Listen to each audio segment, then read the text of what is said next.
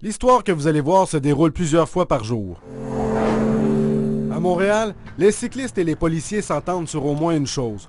Les vols de vélos constituent un grave problème.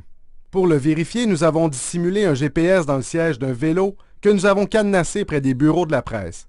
D'éventuels voleurs l'ignorent, mais une caméra de surveillance de la presse est braquée 24 heures sur 24 sur notre vélo. Moins de 2 jours plus tard, le samedi 7 septembre au matin, la caméra de surveillance de la presse filme cet homme qui passe devant le vélo avant de poursuivre son chemin. En faisant le tour de l'édifice de la presse, toujours épié par nos caméras, il met son capuchon et revient vers le vélo. En moins de 2, il se débarrasse de notre cadenas bon marché. À 7h40, le GPS nous informe que le vélo vient de changer de position.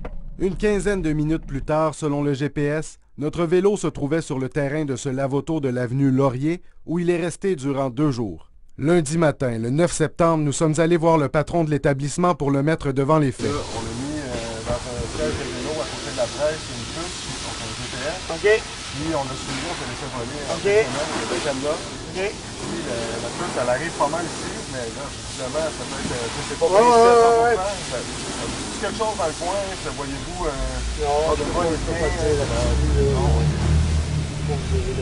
Quelques minutes après cette rencontre, surprise, le GPS signale un nouveau mouvement et notre vidéaste aperçoit un autre homme en train de déguerpir avec notre vélo dans un dédale de ruelles. Nous nous sommes lancés à sa poursuite pour finalement retrouver notre vélo abandonné 2 rues plus loin. Quant au voleur, il demeure inconnu. Moins de 72 heures après avoir été porté disparu et dans un scénario rocambolesque, nous venons de retrouver notre vélo qui a été volé et tout ça grâce à cette balise GPS que nous avions dissimulée ici derrière dans le siège du vélo. Au terme de sa courte cavale, notre vélo est finalement rentré au bercail. Mais combien de vélos dépourvus de GPS manquent à l'appel?